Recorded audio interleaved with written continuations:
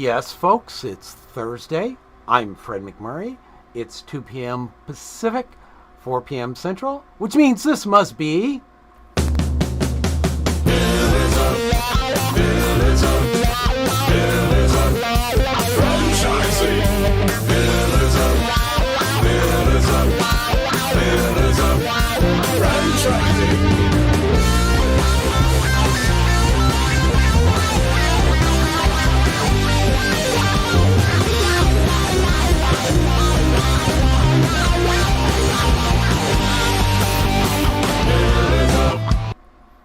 Take it away, folks. Hey, Jerry, welcome to Pillars of Franchising, everybody. Hey, Kristin, good to see you again. It's been forever since I've seen you, girl. I know, right? At least 48 hours, I think. Something like that. Was IFA a blast or what? It was. First of all, welcome to Pillars of Franchising, everybody.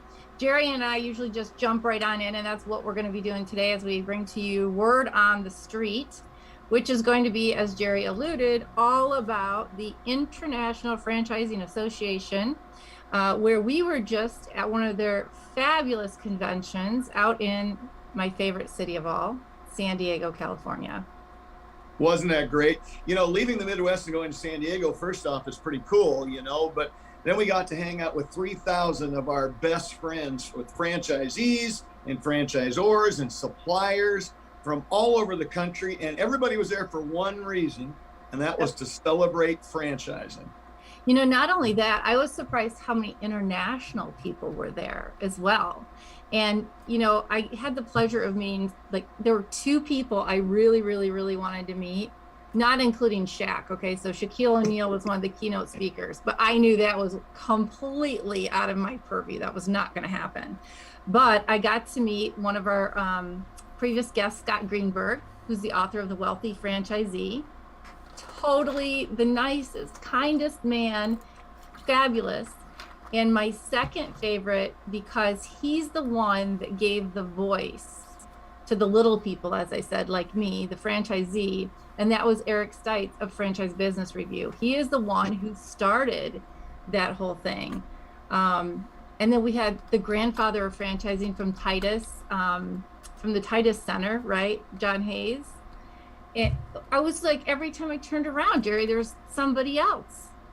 You know, Kristin, for the book and the learning platform, we had a pavilion there. I know you were in it. Yeah. And it became the place where IFA royalty ended up. So John came and spent some time and did an interview there. But I mean, we had Gordon Logan from the founder of Sport Clips. Yep. We had Dina from Neighborly, who was the founder of that group back in the day. We had a long list of them, and everybody was, even competitors, were just having a great time celebrating franchising. We had some great speakers. You talked about Shaq. Was Shaq cool or what? Oh my gosh. And so I don't know if I'm supposed to share it, but he put it out there and it's been recorded. But one of the first things he said, right, is oh God, now I forgot his name. I hate Charles Barkley. Yeah. And he's got a new franchise called Big Chicken.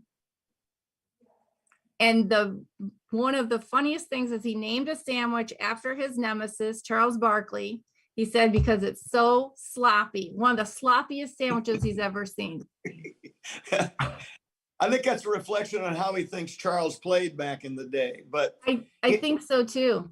He had some great quotes. You know, I loved the fact that when he talks about his children being rich, he says, "You ain't rich. I'm rich. You're not rich." Yeah, exactly. So, and the story he told about giving his son a car for getting good grades, and his son took him to the Tesla store, and when Shaq showed up and he saw where he was at, he said, "No way, buddy. The Honda store is across the street. Let's walk over there and buy a car." So is so right. Down to earth. He really is. And I think it's a great lesson because, you know, I would love to be Shaq's kid because think of all the benefits you get, but he keeps it real for them. They're not just spoiled. Things aren't just handed to you on a silver platter. I'll tell you, he had such a skit with Matt Holler, the guy in charge of IFA. It was so funny. I had such a great time listening to those stories. And I met a lot of other people that had been on our show. Wild Birds Unlimited, Paul was out there. We saw, gosh, it escapes me right now. All of our friends from Franchise Business Review, I ran into those. Cassidy, I ran into her. It was like everybody we had ever talked to before was there. And the interesting thing is, it wasn't just a great gathering. It was a great gathering of people from different countries, different walks of life, different franchises, some that were the same, some that were in competition, but we were all there to support franchising. You know, Kristin, I've gone to, I don't know, 10 or 12 IFA conventions now, and I think of it like a family reunion. You know, at a family reunion, you got those family members, you know, and you run up and hug them and give them high fives and talk about their kids and stuff. And then you got this whole group of people that's part of your family, but you haven't met them yet.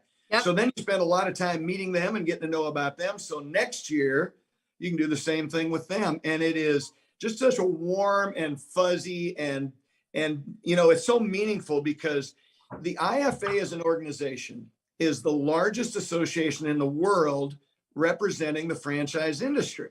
Yes. You know, they deal with the three pillars, which are franchisees, franchisors, and suppliers. They treat them all with love and respect. They give them all platforms. They support them all. Yep. They work, you know, I talk about IFA all the time, but I'm going to make a little preachy moment here. If you are a franchisee and you're not a member of IFA, shame on you, because first off, it's free, zero. So there's no financial reason not to do it. They're on Capitol Hill fighting for franchising every day for you, trying to keep your business solid and stable. And, you know, there's educational things. I imagine you went to some of the educational things out there. Yeah. I did. I mean, I served on a couple panel discussions. I facilitated some roundtables with franchisees and franchisors. And, you know, IFA is literally the greatest thing you can do if you're in franchising anywhere. If you're a franchisor, even an emerging brand, you need to get a hold of IFA and join, because they will do more to help you with your business than you can even imagine. Absolutely. And, you know, I'll tell you one person who really inspired me while I was there was Paul Brown of Inspire Brands. And he talked about driving culture. Now, Arby's is one of my favorite restaurants since I was a little girl. So he talked a lot about the transformation of Arby's. And I want to just point out one of the quotes that it wasn't really a quote, but he talked about how when they go in and they acquire another brand, how they make sure to protect the culture and not really freak the employees out. He said, inform the new company's employees of what you're not going to change before you talk to them about what you will be changing. And I thought, oh, wow, I would have not thought about that. But it's just making them feel comfortable first. Like, hey, listen, all of these things are the same.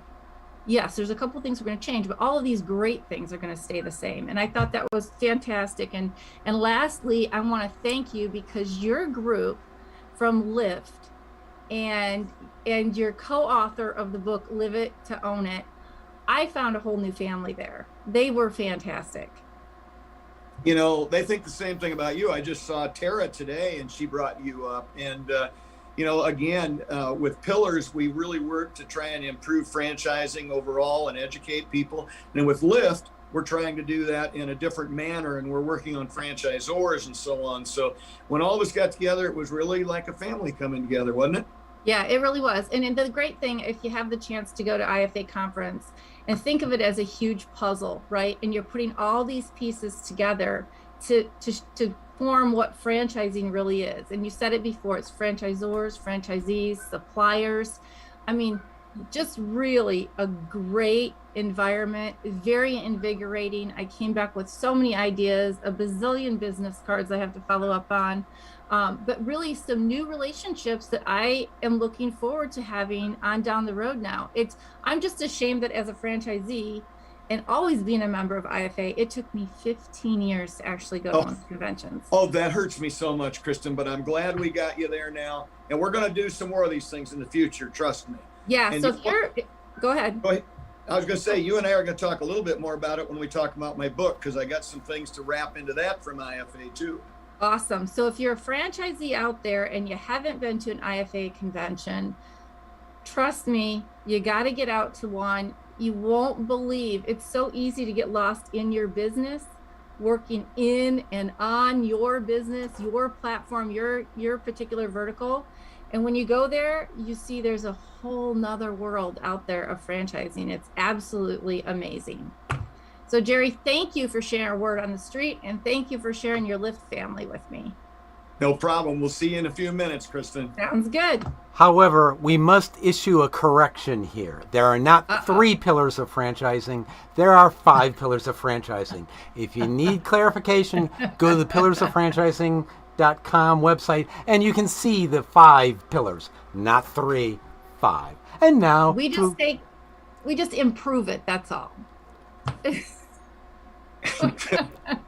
Go away, Fred. Oh, and today I'm so excited, Elizabeth. We have such a great guest today. We do. I'm excited. We have talked to one of her colleagues, Jackie Stiles, before from the WNBA. And Jackie put us in touch with Sherri Coale. For those of you who do not know, Sherri Coale is a native Oklahoman. She grew up 30 miles from the right side of the Red River in a small rural town where she fell in love with reading, writing, and basketball, not necessarily in that order. In 1987, after a highly successful collegiate career at Oklahoma Christian, she hung up her high tops and moved from the court to the sideline, and began what would become a Hall of Fame career as a women's basketball coach. For 25 years, she served as the head women's basketball coach at the University of Oklahoma, where she is the winningest coach at OU history. She built a powerhouse program in Norman that appeared in 19 straight NCAA tournaments and competed in 3 Final Fours. She's a member of the Women's Basketball Hall of Fame, the Oklahoma Sports Hall of Fame, the Oklahoma Women's Hall of Fame, Oklahoma Christian Hall of Fame. She's a Hall of Fame kind of girl. But she's with us today because she is starting a newer journey into franchising in the same brand that Jackie's in. And she's starting in a new role as a culture coach. And having built the teams that she's built and had the career that she's had, I think she's team building and leadership and coaching. So Sherri, welcome to the show. Thank you so much. Appreciate you having me. Jackie Stiles could not say enough great things about you. Well, Jackie Stiles is the best deflector I've ever seen. She is always taking praise and just turning it off and sending it to other people. She's a rock star. And just to clarify, in case anybody got confused in that introduction, I did not play in the WNBA. So No, I know you were clear, Elizabeth, but I just wanted to further clarify. Okay. Hey, sometimes the coaches have the harder job than the players, right? Oh, there's no question that it was much harder when I took over the whistle and put the shoes away. Yeah. So tell us, I mean, honestly, Shaquille O'Neal talked about this a little bit as well. And his comment was just basically that he believes the game of basketball and really professional sports in general, the way coaches help to build that team and the team works together is a great setup for executing a franchise. Is that what brought you to franchising? How do you think being a coach is going to help you be successful in franchising? Well, the people at NextGen wanted to make sure that as they franchise their organization, that the authenticity of the brand remained. They wanted to feel the same, look the same, operate in the same way wherever a NextGen Fitness studio exists. And so their concern with how to do that, as it spreads in so many different directions, led them to me in conversations about how to build a team and how to be clear and how to develop that sense of individuality with still the authenticity of the foundation of the brand. And so we're in the early stages of that. We began this past fall, and it's all about building a successful team. No matter what entity you are creating, it's about how people, it's about how human behavior, first of all, about how human behavior works, and then how humans work together to achieve the desired goal. So it doesn't really matter if you're on a football field or a basketball court or in a boardroom or in a warehouse. It doesn't really matter. There are humans involved and humans are working together. Yeah. And those have some sort of, those experiences and those challenges are the same. They just cross over into different fields. Well, and I think that's really interesting because if you take a look at that brand and what you just said as well, is it allows people to be their authentic self, bring what they have to offer to the table, but at the end of the day, it all plays together as a cohesive brand, right? So you could take me, you could take Shaq, you could take Jackie, right? We could all be running NextGen, and we all have our own twist on it, but within the same circle, we all support each other and all work together for the betterment of the brand, is what you're saying, right? Yeah, and I think it's sort of an umbrella, if you will. There has to be that very clear alignment with the values, and that's where my job comes in, is reinforcing that culture, which really is a way of behaving. It's just a set of expectations that everybody decides we're going to live by. This is how we're going to live with one another. And once you buy into that, then you put your own individual spin on it wherever you are. We have a saying that as the water rises, so do the boats. So every studio is striving to become the best it can be, and every studio's success does is elevate the brand. And so we're all in it together and helping one another. So Sherri, when we talked on the phone before this call, you mentioned something about the common sense things that you do as a team builder in basketball that sometimes you were surprised that you didn't see in the business world. So as a leader of a team who developed culture at Oklahoma, what do you think your strengths are? Clearly you have a lot of them because you were so successful, but what strengths are you going to bring to creating this culture at NextGen that you learned from being a coach for all those years?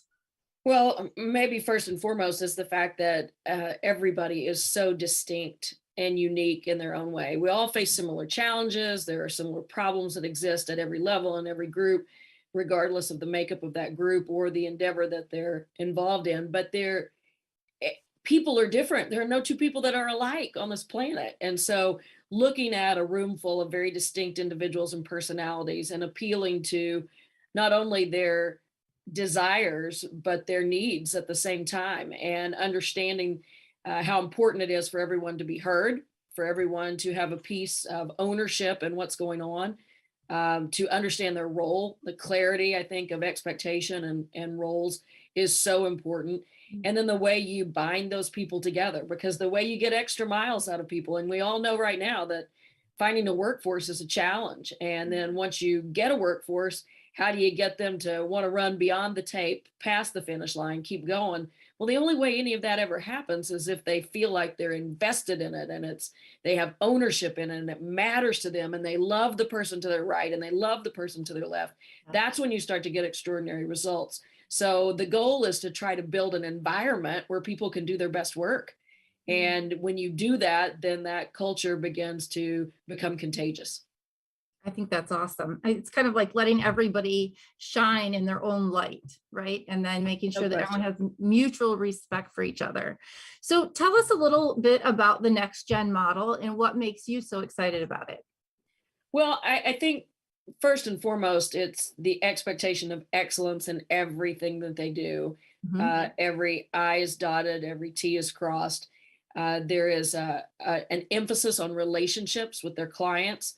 Really training the person and not just the body, which is very holistic in nature, obviously. And that was very appealing to me, that the only way we reach our goals is by helping you reach your goals. So it's very service oriented at the front end. That's what you feel. And at the back end, that's what you take away with you.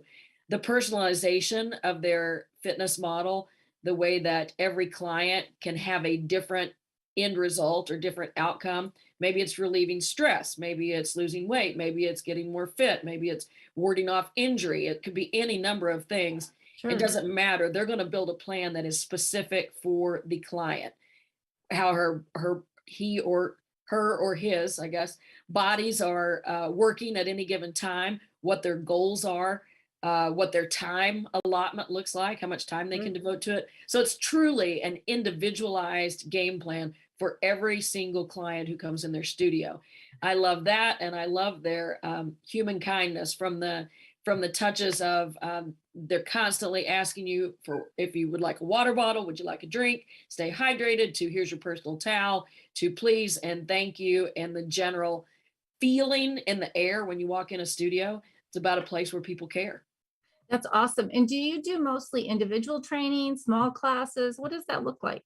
Well, we are figuring out our it as we go. I mean, Yeah. we are literally making the path by walking here. Yep. Yeah. Yep.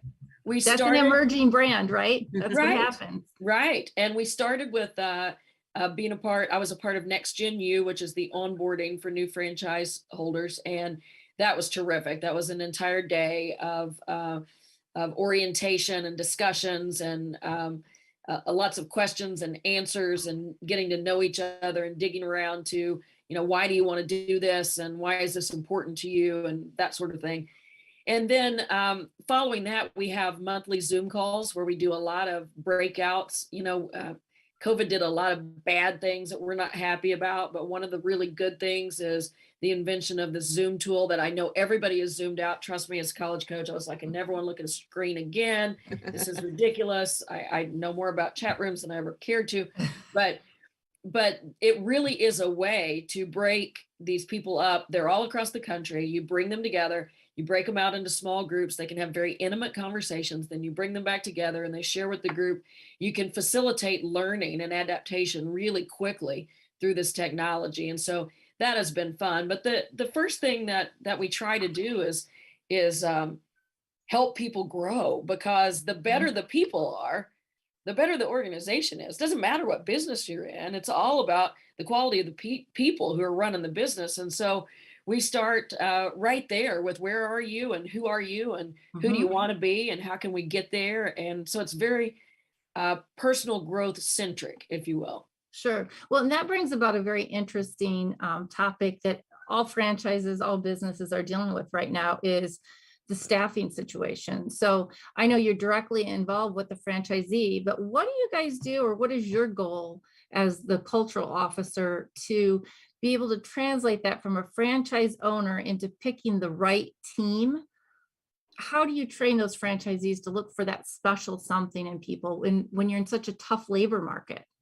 Well, I think the answer to that, the second part, how do you train them to identify that, just to kind of have your ears and poked up ready to find it, is easier than getting a pool to choose from in the first place. Yeah. I mean, that seems to be the big hurdle right now. Like, Yeah. who out there wants to work? And, Yeah. and so I think as you identify, you get a group of people who are applying and they're interested in it. I think the identification process is simple in comparison to that. But the most important thing that we've talked about in the last couple of weeks has been the fact that you can't always control all of that. You're going to find somebody who can work, and you can't control. Maybe it's not the best. Maybe it's not your A+ employee that you would choose if you had 500 to select from. That's right. But what we can control is who and how we are at all times. And so we continue to model. If I want my employees to do blank, then I must do blank. And That's right. And continue to grow ourselves and our willingness to be what we want those employees to be. Because, maybe you hire someone that might appear to be a level C employee when you choose them out of the lineup. And they get there and maybe they've just never been exposed to anybody who's willing to clean the toilets and wipe the desktops and close up and open up. And you get an opportunity to show them not only how to do that well, but how to do that with joy and with the service mindset. So there's just so many opportunities right now for teaching. I mean, it's hard to find the workforce, but what an opportunity for people to model behavior and grow up an entire generation in the way that we know speaks to excellence. Yeah. And I think that you probably demonstrated a lot of that as a coach as well, because you get girls playing for you from all over, and some are probably more polished than others. And I always look at the young athletes and go, okay, so there's a way you carry yourself, right? You can grow and groom them if they're a little rough around the edges, how to become that person. And we've been talking the last few weeks that, on and on now, as the labor market becomes tight, we're going to have to do more grooming of people to mold them into what we need them to be. Maybe we just can't get that A player, as you said, right out of the gate. So one of the realizations, I think, is that as you're looking at this potential workforce, is that you got to be able to see what people can be, not what they are, but what they can be or could be. You got to be able to look down the road and project a little bit, and then be willing to kind of take their hand and guide them along that way. And I think it's a really good thing for a lot of us to have to remember that we have to model it first before we can expect it from them. Sure. And that hands-on training becomes very, very important. Well, I think sorry, Kristin, that's an interesting thing, because that really does translate from coaching, because you've got the young, new, incoming green freshmen, and then you've got the seasoned players who are the leaders of the team. And it's the similar thing when you see the potential in a player or a team member in a franchise. So what I'm curious about is, what is your philosophy on failure or struggle or bumps in the road? Because as an emerging brand, you're going to hit those. And in a market like we're talking about, that you may not get the A player, what is your philosophy on bringing people through that struggle or through a failure, how you overcome? Celebrate the mess out of failure. I had on the hallway a huge quote about failure in our facility, because that's the only way you grow. Yeah. The only way you stretch yourself and reach other heights is to reach higher than you can and fall on your face and then get back up and do it again. So we would celebrate it always. We used to sometimes take some athletic tape and go put an X on the floor when somebody missed a wide open shot or did something wrong. And then we would clap about it and go, right, here's where it happened, because next time you're going to get it, because you put yourself in this position. Mm-hmm. So I think that kind of goes along with what we were saying earlier, Kristin, that you take somebody who's maybe not quite ready, and you've got to groom them and you've got to grow them a bit. So as leaders, we have to be a little bit patient. And we have to be willing to guide them and redirect them. And remember that sometimes we might be the only example of what we're looking for looks like. So you can't punish a potential employee for what they don't know. They don't know what they don't know. So you have to provide that for them, and then hold the expectation always high, but support them as they will fail. If they're trying to do something significant, they're going to fail. Support them through that and redirect them. And remember that sometimes it takes a while. I'm watching 2 seniors right now who are playing at Oklahoma. I retired last spring, and they came in as freshmen and played a ton, and potentially really good players, but not ready for BCS basketball at the highest possible level. And they failed a lot, and we lost a lot, and none of us were accustomed to that at all. But I'm watching them now and who they are now and how they've become as a result of those experiences.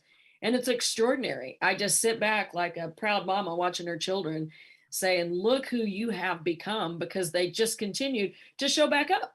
They would lose and they wouldn't run and hide. They just show back up. And that's what we want our workforce to do. And that's what we want to train them to do. And the only way you do that is by saying, this is a good thing.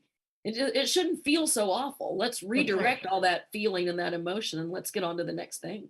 Yeah. So let me ask you, this is kind of one of those questions I'm sure you've been asked a lot. So you're female, and it predominantly, sports has been run by males often, right? A lot. And now you're stepping into franchising again, where females are underrepresented, but we're making great strides.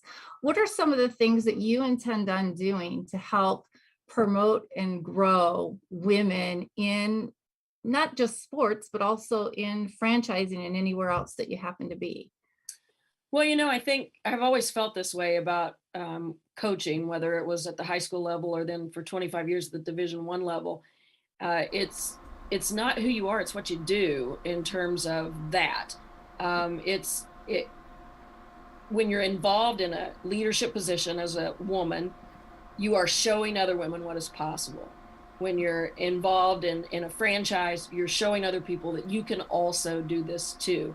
And I've always felt, I just have this really strong belief that we're meant to work together. I always had a male on my staff because I loved that he would see it this way and I would see it that way. And together we could see it kind of all the way around. Yeah. And I love that mixture. I don't think we should ever try to be the guy. I don't think the guy should ever try to think like we think. Let's just think about it and share our thoughts. I have this framed saying in my kitchen that says God speaks to us each differently and expects us to tell each other. And I really believe that that is true, that we use our special way of seeing things as females and we share that with those around us, and males do the same, and we make this tremendous team, and it's built on mutual respect. And you mentioned the word earlier, Kristin, presence, I think that's the key. It's how we conduct ourselves, how we handle ourselves, the way we walk in a room. You teach people how to treat you. And it's a tremendous opportunity and a tremendous time, I think, in the leadership world and the business community. I love that. You teach people how to treat you. For sure. That's awesome. Yep, you really do. Well, Sherri, we're winding up our segment here, but before we go, I wanted to ask you about the investment that's required if you want to look at a NextGen Fitness as a franchisee. What kind of investment are we talking? Well, I can't tell you the specifics of all that because I'm working with, I'm not a franchisee. I'm working with the whole group from a culture standpoint. And so I don't get involved in the specifics of the purchasing of a franchise. I work with those who have already done that. But I can tell you that the greatest investment is your emotional time and energy. It's not even close. Whatever you got to come up with from a financial standpoint to be able to choose a location, to build out a facility within that location, all the equipment that's required to set up and run it, because it's very sophisticated equipment, training equipment.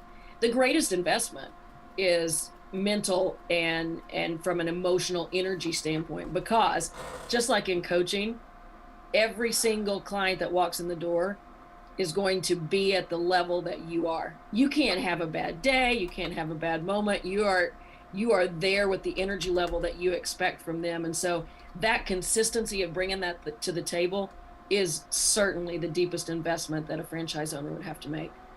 Absolutely. I think that's great advice. And it goes for most franchising, most business ownership is that kind of thing. Right. And if you don't have that level of commitment of time and emotional energy, no amount of money is going to save you from that, right?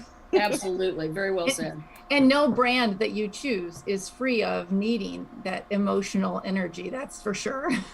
Leading anything requires that. Yes, yeah. Absolutely. So Sherri, if people are interested in learning more about NextGen Fitness and reaching out, what is the best way for them to get in touch?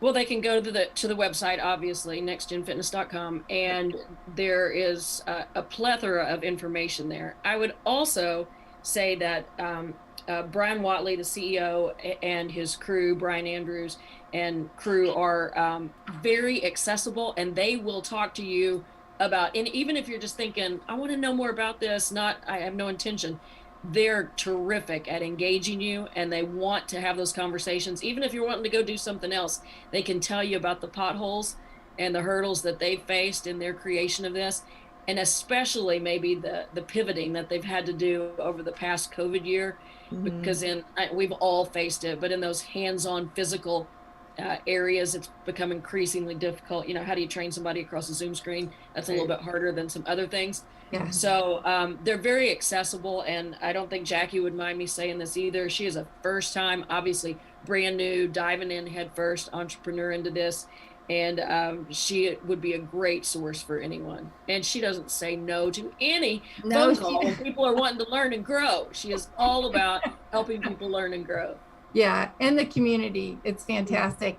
You have to give some credit to you as a coach for helping her with that. Obviously, her parents and her environment and everything else, but just absolutely amazing. And thank you for being such a great positive voice, not only for basketball, but for women in general and franchising. It's been a great pleasure talking with you today, and I'd love to see you again as the brand continues to grow.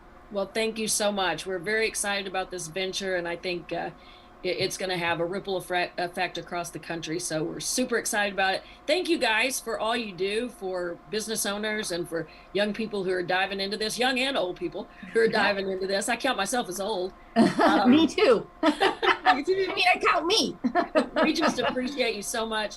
Thank you for the service that you provide. It's incredibly helpful. Thank you, Sherri Coale. I appreciate it from NextGen Fitness. But wait, there's one more question. How do people actually get a hold of Sherri if they want her services? Because we heard about how to get a hold of NextGen, but not how to get a hold of Sherri. Well, that's great. Thank you so much. SherriCoale.com.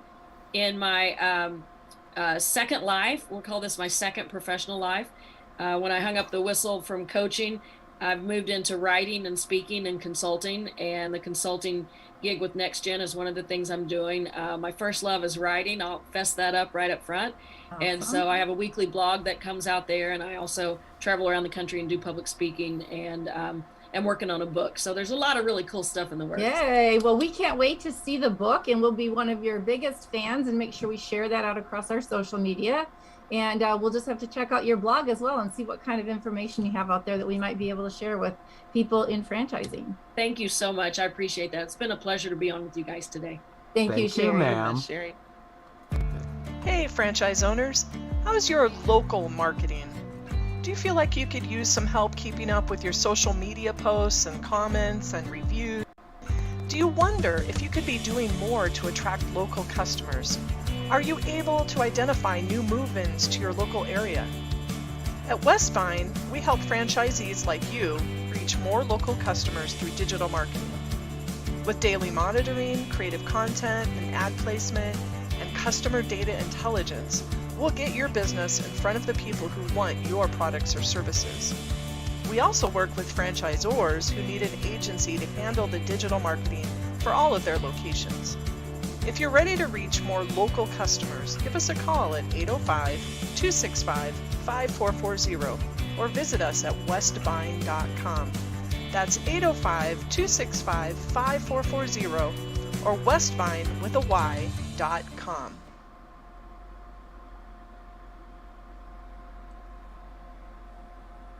Look at there, I pulled an Elizabeth. And I wasn't sure I was on, so I had to quickly get off of mute too. I'm glad you were. Well, hey, Kristin, how about coach? You know, I played sports for a lot of years in a lot of different sports, and I just called everybody coach. So I guess Coach Sherri is now coach to me, right? Yes, yes. And that word coach means so many different things to so many different people. Now, two things I took. I mean, I took a lot from her, but two things I took. One of them is the whole women thing, because I recognize the hurdles women have to go over. Yep. But in my world, I answer to women all day long, everywhere I go. So it's a struggle for me. I've got to understand not everybody has my life, you know? Yep. So I'm out pushing and raising women up everywhere because I've got so many of them behind me pushing me. That's right. That's right. Yeah. And the second thing, I think about all the businesses I've owned and all of my own right now, and I need to go buy, you know, like a case of white tape to go into all of those businesses and put X's on the floor where I screwed up over the years. And then I came back and did it better, because that's a great analogy, isn't it? It really is. It really is. And I think about the work that goes into once you miss that shot or that goal or that target, you know, you can't, that's where perseverance comes in. You have to be able to move past that, because no one's going to get it right 100% of the time, right? No, that's exactly right. Michael Jordan talks about all the shots he missed, you know, and he remembers all of those.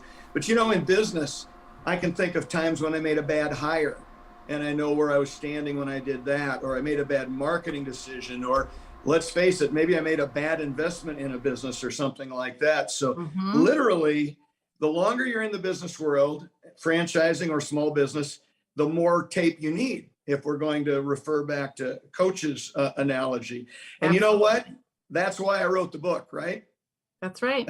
That's why I wrote this book, because I don't want anybody to go through those things I went through. I want them to skip right over those, become rock stars, and then take their business to another level without, you know, waiting in the weeds like I had to do all those years. And I'm excited to talk about another chapter today. How about you, Kristin? Yay, I am ready to go. Well, we're going to talk about marketing, promotion, and you today. Absolutely. And so important, right? Because that's really what grows your business. You know, it is. And I'll be very honest, marketing makes up for some mistakes sometimes, because, you know, if you make some mistakes in the rest of the business, sometimes marketing will kind of fill some of that gap for you. So I, early in my career, became very proficient at marketing. I'm going to talk about a little bit that right now. So let me jump into it here. Sounds great. You know, when we talk about marketing in the book, since it's a franchise book, we talk about Zors, Z's being partners, right? Because, you know, in most franchises that you buy, you're going to pay a royalty out of every revenue dollar that you bring in, and you're going to pay a national marketing fund fee.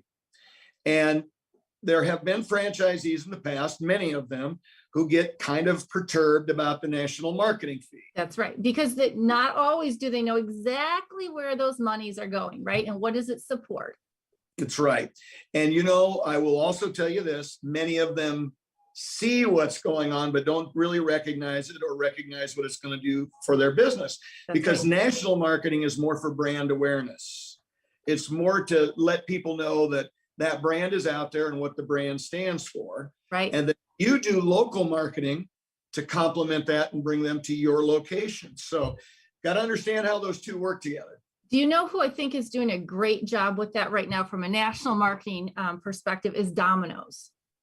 Domino's Right. doing great. Yeah, they're doing a great job. And so those franchisees hopefully really understand the benefit of what that brand awareness, going out and giving people during COVID gift cards to local restaurants if they ordered from them. Who does that? I know that is a phenomenal campaign. I love it. I'll call out two others while we're doing this right now. One of them is one of my largest competitors, and one of them is one of my companies. So during the football championship series, college football championship series, Sport Clips killed me with all of their marketing on the bowl games, just killed me. And it was invigorating, it was exciting, and it drew you in until if you were like me and you watched too many games, then you got tired of it after a while, but still it worked. Yeah. And then Great Clips during basketball and hockey and several other things, they just continue to own some of that space. And I think they do a great job of doing that. So that's part of the national fund. And you need to understand that that's building brand awareness so that people know you're out there. In the book and in my business, I talk about internal and external marketing. Sure. For me, internal marketing is primarily customer service. It's building up your brand through the delivery of your products and services so that people want to continue to come back to work with you and your team. And then there's external marketing, which I divide into two categories: national marketing and local marketing. And local marketing is what I love. I'm the king of guerrilla marketing. I do things nobody else would do, and I really enjoy sharing it with people. So, a few years ago, I was watching this big bus drive around town all the time that had the name of my biggest competitor on the side of it, and it irritated the heck out of me, as you would guess. So I reached out to find out what it would cost to wrap a bus with my stuff. And it was a lot of money. It is, yeah. Try having a fleet of cars, a whole fleet of cars wrapped or logos. So now I decided we own company cars, so we wrapped all of those. Nice. Now we've got 7 or 8 of those driving around our market as opposed to one bus. So I think I got more eyeballs on my stuff than they do on theirs. So I'm happy about that. But, when we talk about guerrilla marketing, I want to give you a little background on this. So J. Conrad Levinson, back in about 1984, coined that term. And the term relates to things you can do locally. Generally, they're low cost or almost no cost. And they drive people in your doors. So I read 2 or 3 of Jay's books and spent a lot of time learning it, and then adapted it for what we do. Right.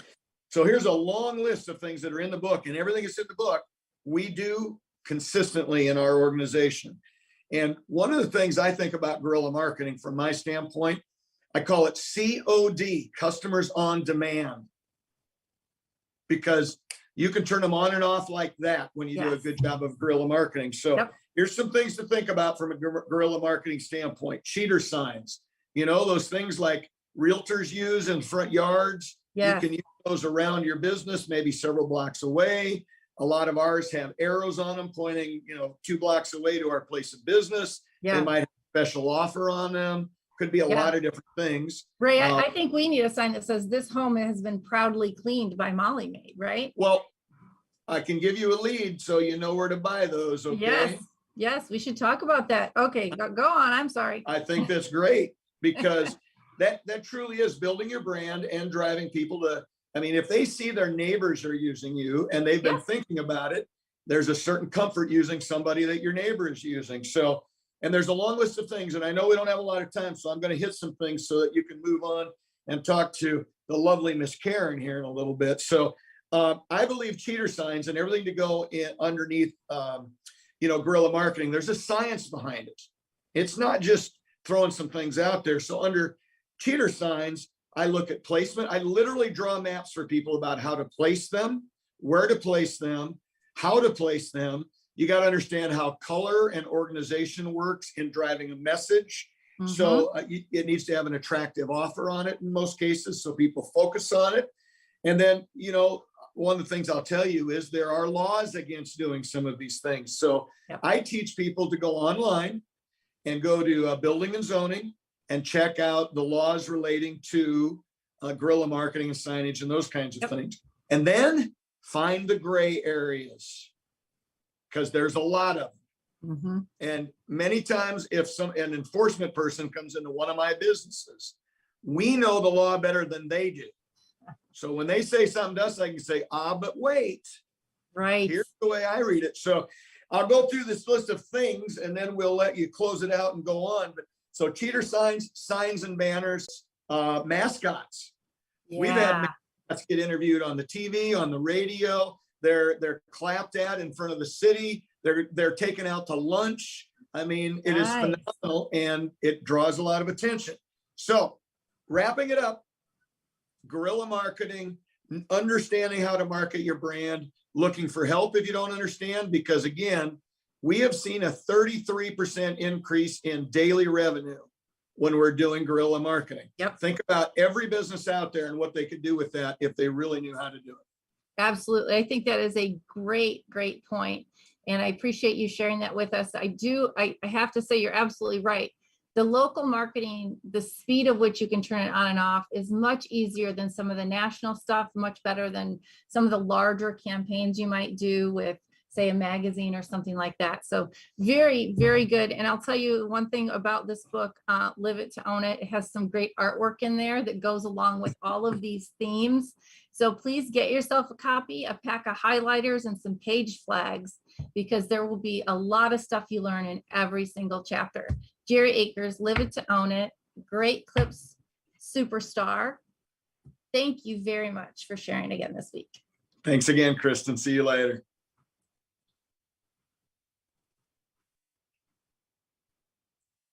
So Fred's talking over there, but he's on mute. You see him?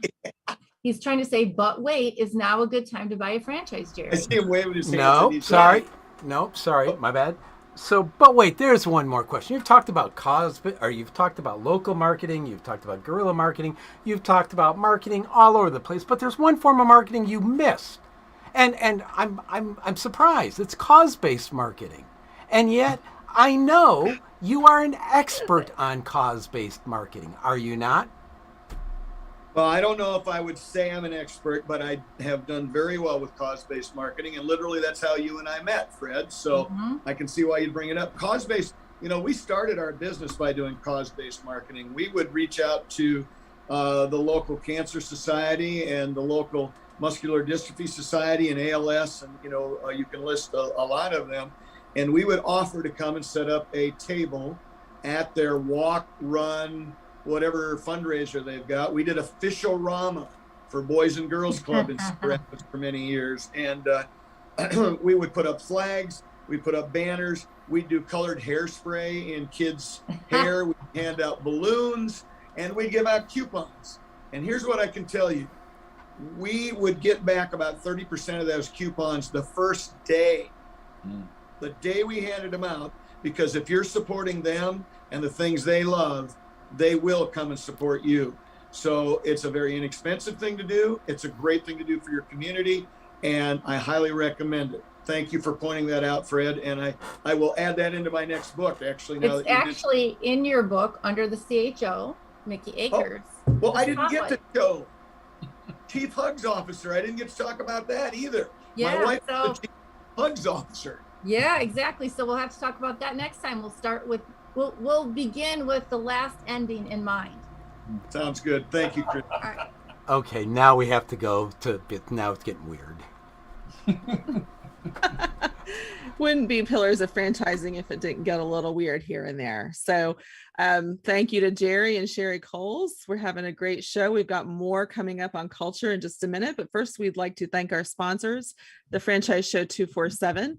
Go visit their website. They are a 24-hour, 7-day-a-week franchise expo where you can find out all about franchising. Titus Center for Franchising trains up young students in college in a business school with an emphasis in franchising, one of the few around the country who has that program. So go check them out at pba.edu and look up Titus Center for Franchising.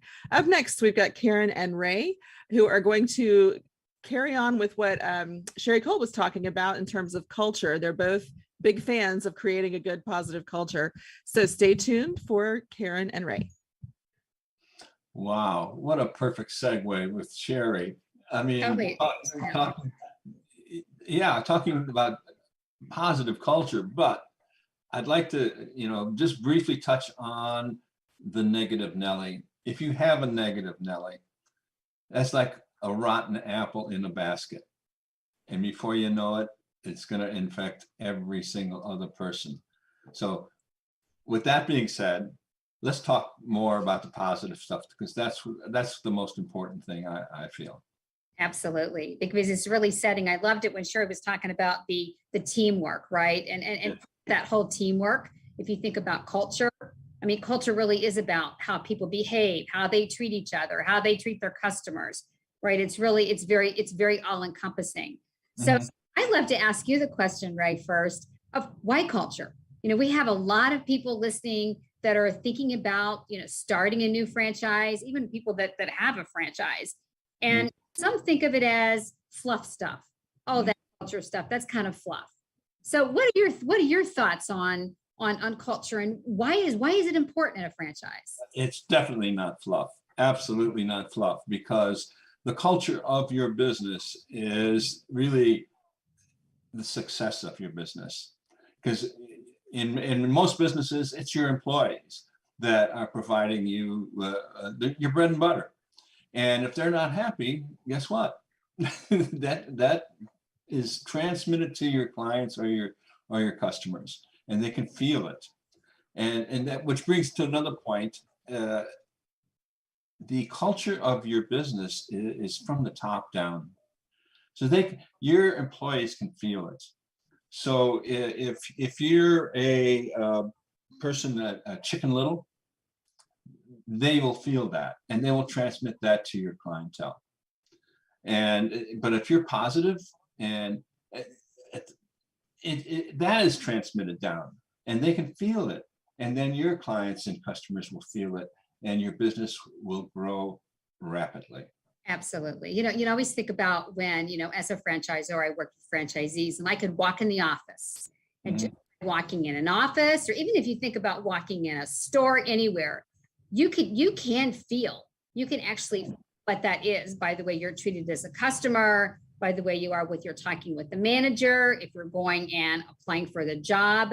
You're right. There's a feel for that. And many franchisees talk about how they use this as the culture as their competitive edge.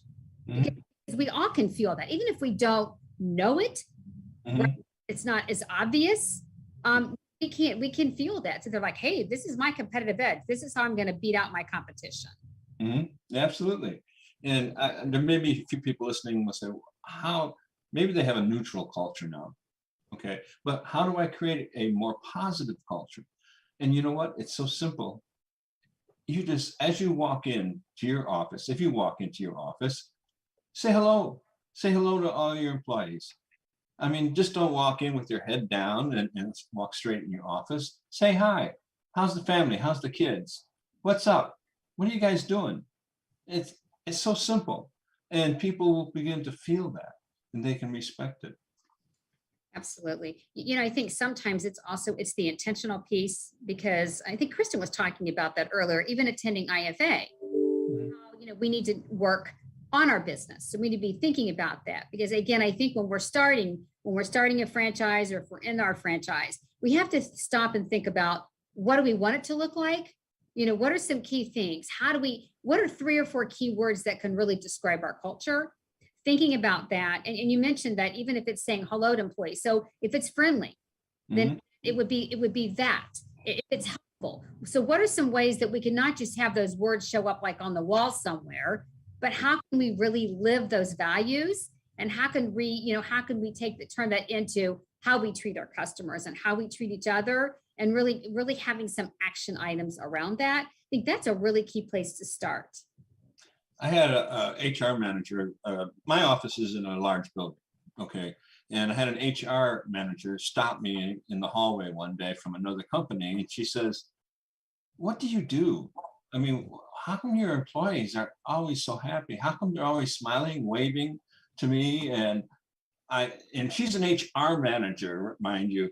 And I says, "Well, it's simple." And I invited her in, and we just sat and talked.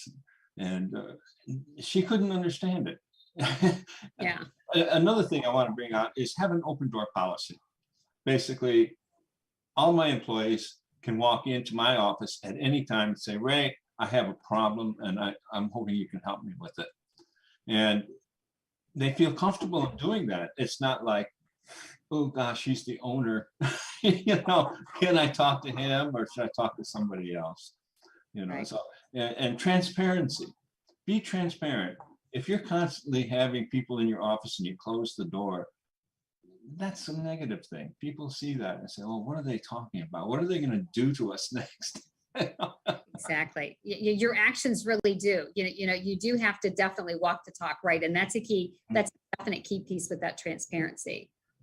Thinking something else that Sherri was talking about, and when she was talking about the failure thing, I'm sure that a lot of thoughts to you too, as far as how do franchisees handle failure. So when you're in, what you've been doing, any thoughts on that, or what you do when someone makes a mistake? What are your thoughts on how leaders should handle that? Okay, if someone does make a mistake, we call them in, okay, privately.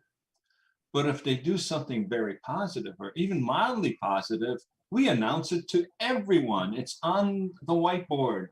"This team, congratulations, you did a fantastic job at this house." Now, if someone complains, we might write on the board, "C manager." Okay. There's no, and then we talk to them privately. And it's never any negative thing. It's, "Okay, this is what this customer said, and we just want your reaction. How do you feel about it?" We don't beat them over the head, that's for sure. Right. Well, it's funny because I think that's where a lot of times as leaders that we don't realize, even though some of those words or things that we might do in the moment really do make it can make a great impact or make a not so great impact. That's right. That's one of the things I learned early on, and almost looking at it. And again, Sherri talked about this. It's embracing the failures and talking about, okay, what did we learn from that? Now, if someone keeps doing a mistake, that's a different story. But people don't necessarily come into work saying, "Hey, I'm going to screw up."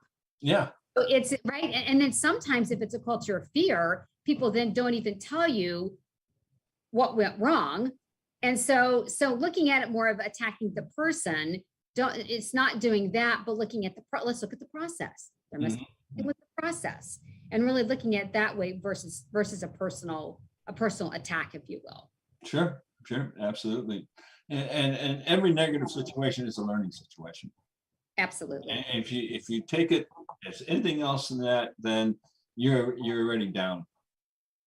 Any of the things that you can think about that are keys for really key actions that people can take that they can be very intentional on in really creating a positive culture? Well, like I said, greeting people. I think that's extremely important. Yeah. And keeping your door open, keeping a positive and transparent business. There's a lot of things that we do as managers. We think that we have to be said behind closed doors. Absolutely. And they don't have to. They, keep it open. People will just the fact that your door is open and not closed is.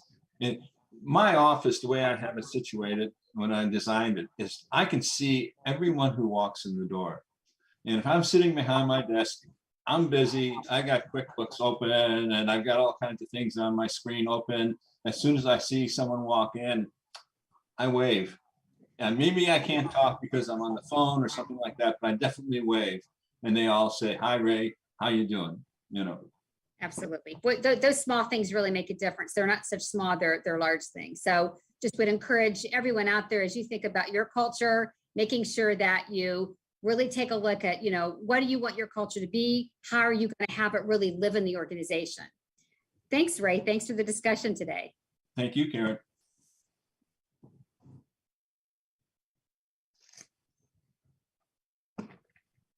Let me unmute my thing. Thank you so much to Karen and Ray for that great information. Culture is something that shouldn't be overstated as you're running your business, because unhappy employees are not going to stay around, and happy humans is the goal, right? So we want to say thank you to our guest, Sherri Coale. Also tune into the magazine. If you have not looked at the February issue, it is out.